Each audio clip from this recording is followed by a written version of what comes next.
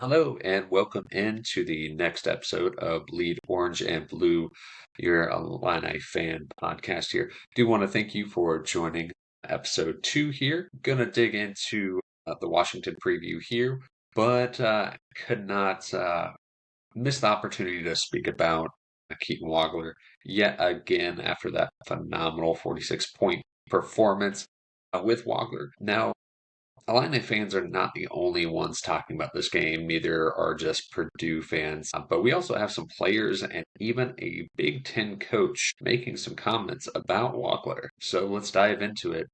Well, to start, Braden Smith gave Keaton all the respect he deserved and called him a lottery pick. Hats off to Braden and how he actually approached that in the press conference. And then, Wagner wasn't the only freshman to drop over 40 that day. There are two other freshmen that did that, one being A.J. DeMonza. Now, anyone following college basketball or NBA scouting, draft, anything like that, knows the name A.J. DeMonza. Going to be a top 3 pick, phenomenal player for BYU. He had a huge game himself with over 40 points, 6 boards, 3 assists, I believe. Just great output from him in a win for BYU. And then the guard from Houston also went ahead and dropped over 40 as well. So unfortunately, I believe that was in a loss for Houston. But let's get back to Wagler. Again, 46 points, 9 threes, freshman records, team records. The team tied a record for threes made in the game, all led by Keaton Wagler and his wonderful performance. So, again, hats off to Keaton, hats off to the team to play in rhythm once Purdue finally decided to switch things up. Now, a lot of people have been talking about Purdue's defensive approach, giving them a lot of grief, saying they should have changed. There's a lot in support.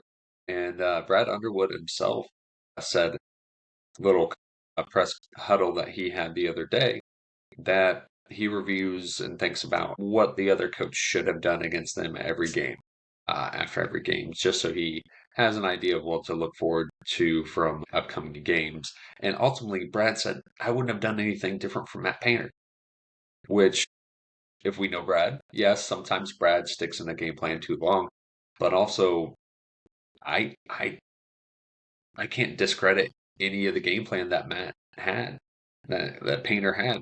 Ultimately, Wagler just destroyed it. That's what it comes down to is Wagler just beat you. He just hit shots. He just made plays. So I don't think Purdue's defensive approach was bad. I think them doing a switch up probably should have been a little bit sooner, but our guys hit their shots in rhythm. So we pulled that one out. But to get off of the game itself, let's talk a little more about what was said afterward. Now, anybody that knows Ben McCollum, he coached at Drake prior to getting the Iowa job this year. So he's at Iowa talking about Keaton Wagler's game. All right, same conference coach. Going to bring up Keaton's game. Definitely understand that.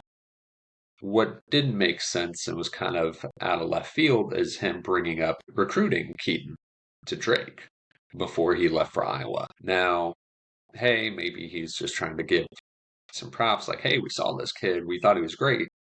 He went a little deeper into it and essentially insinuated the only reason he didn't have him committed to Drake was they didn't have the NIL to offer him and they got outbid by Illinois. Now, if anyone follows any other services out there, such as Sleepers Media or Illini Inquirer, you may have already heard them cover some bits about this. I'm going to touch on what Greg Waddle and Carter Elliott over at Sleepers talked about, and they did a full little segment on this. Go check them out. They do some great stuff and is quite entertaining. So they did some research here, and I went ahead and backed this up.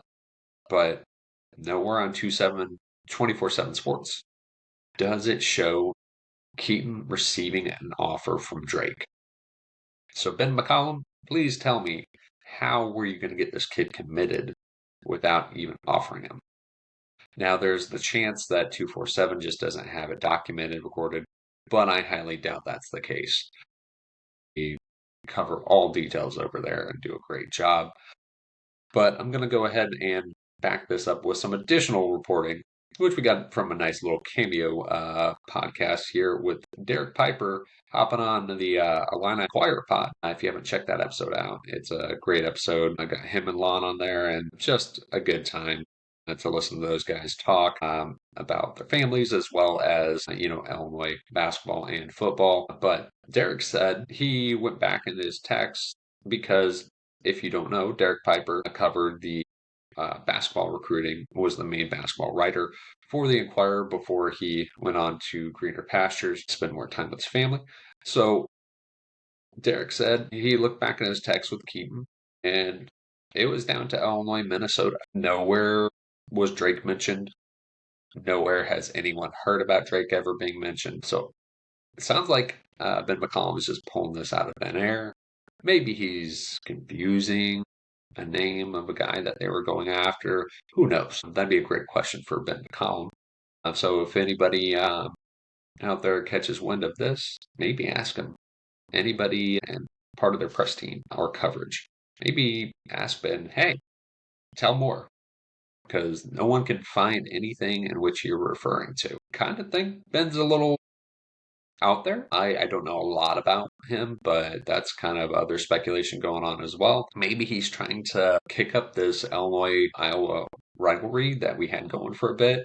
It has definitely chilled since the days of DeMonte's forehead, Trent, Iowa, and Kofi. Those guys in Iowa just did not like each other. And haven't seen the level of rivalry quite since all of those guys left. So maybe Ben's just like, hey, Iowa doesn't really have a great in-conference rival.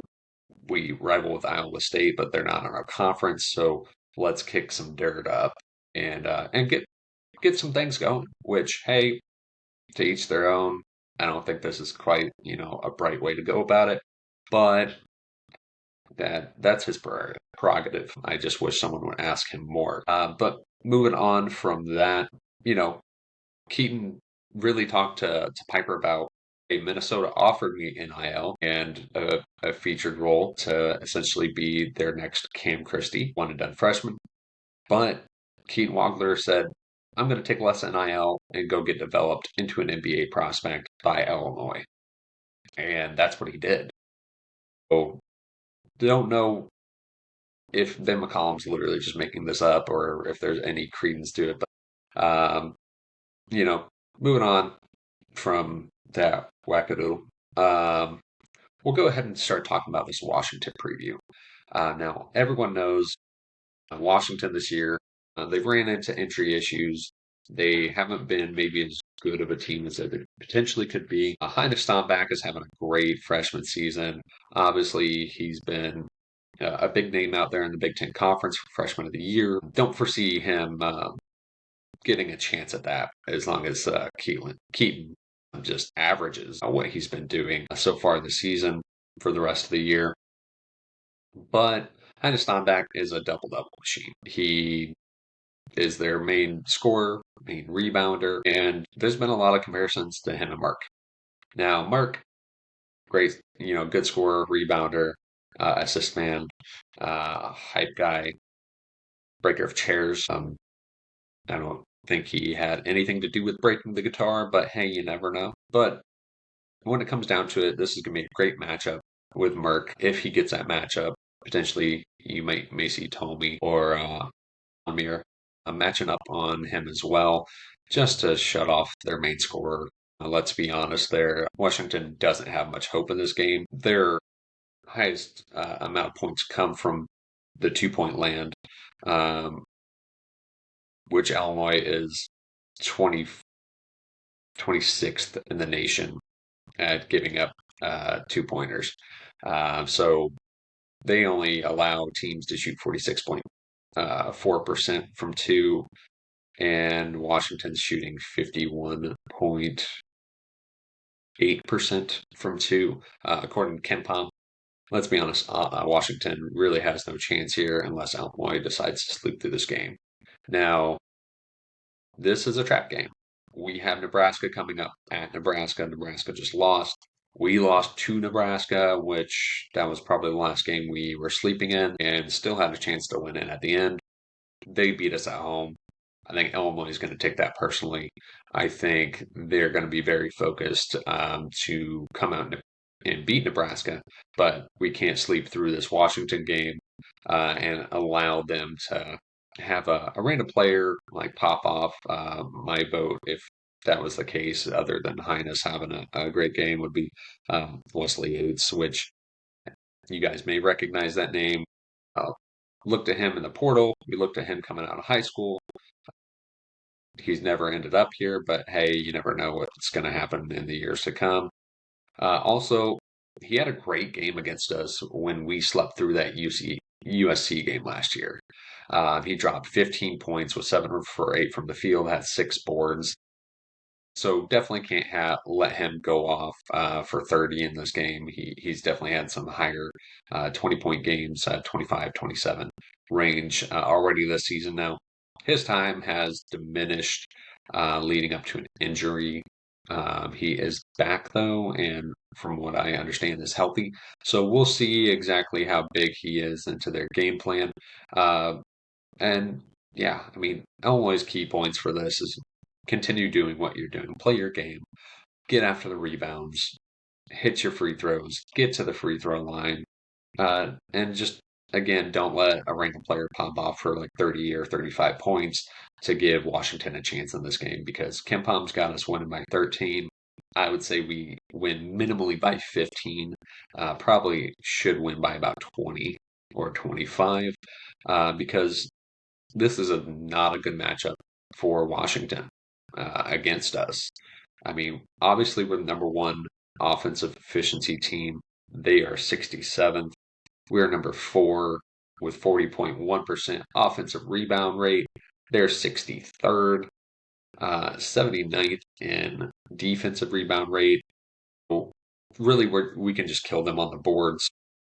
They are a good free throw shooting team, so we need to continue to be good about not fouling. Always been phenomenal about that all season.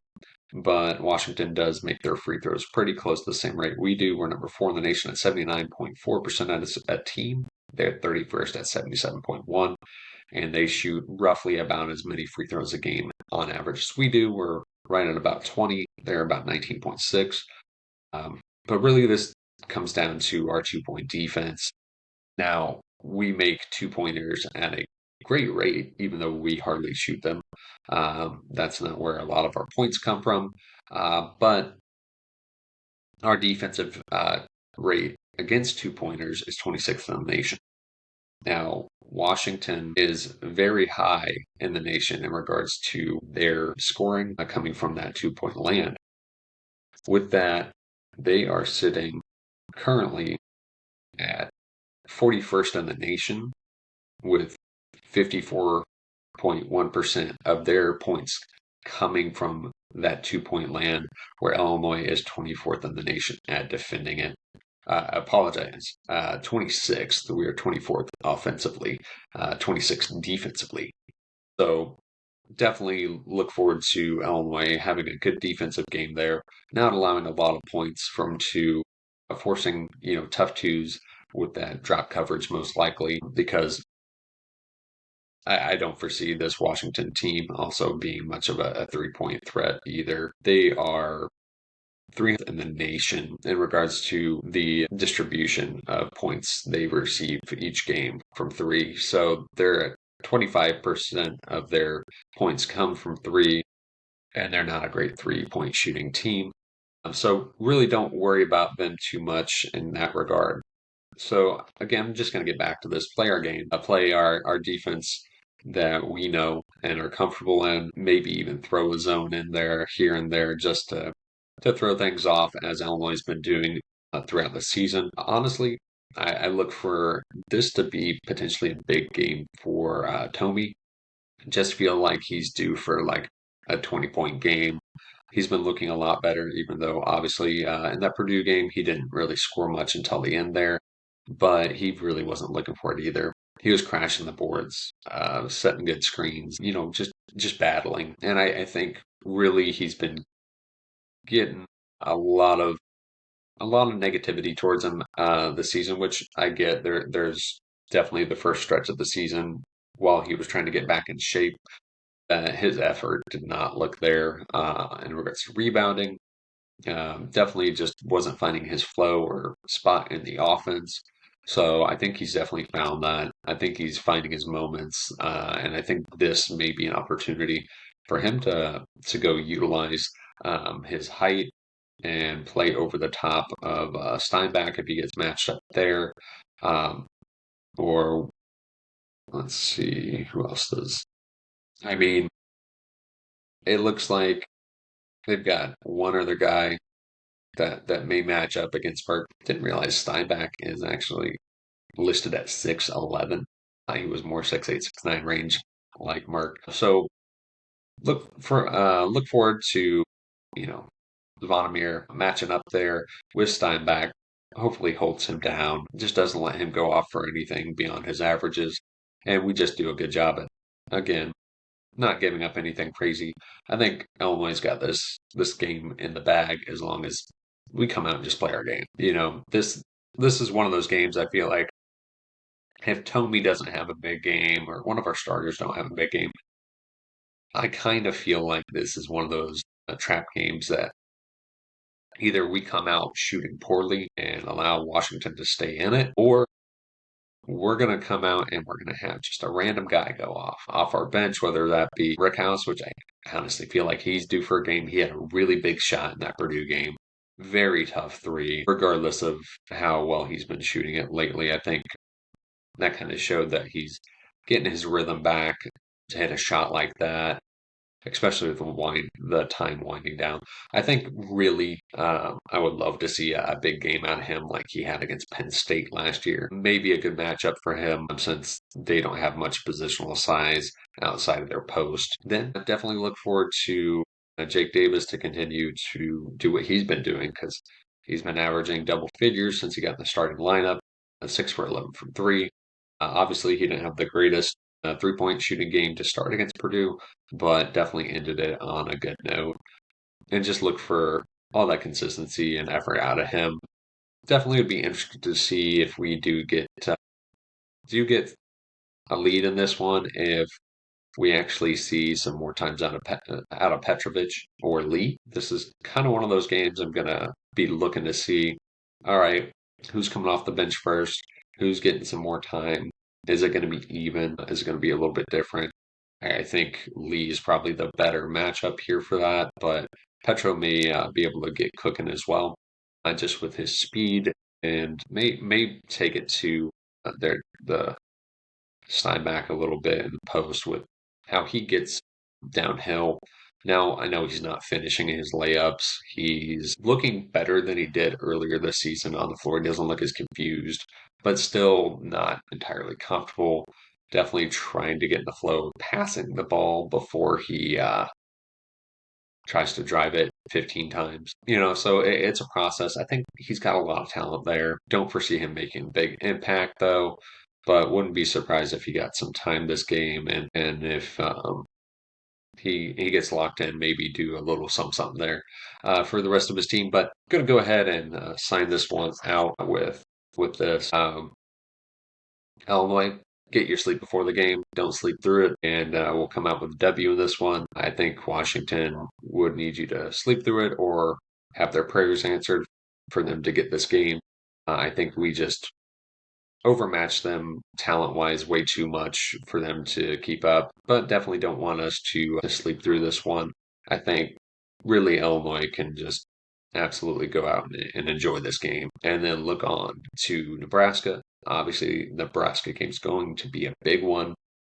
We need all hands on deck and everyone to be prepared for that one because Nebraska is going to come in angry. They finally had their first loss of the season, ruining their hopes at undefeated bid. They had a phenomenal run, and I think they're still a great team. But Illinois is also a great team, and I think we're still a little angry about that first loss. So look forward to that. Look forward to the Washington game. It's a late one, so we'll see you all at 9 p.m. for that game. Hope you enjoy it. I will be doing a recap as well for that game, probably sometime tomorrow evening. We'll get that out either tomorrow evening or Saturday morning to tip off the weekend.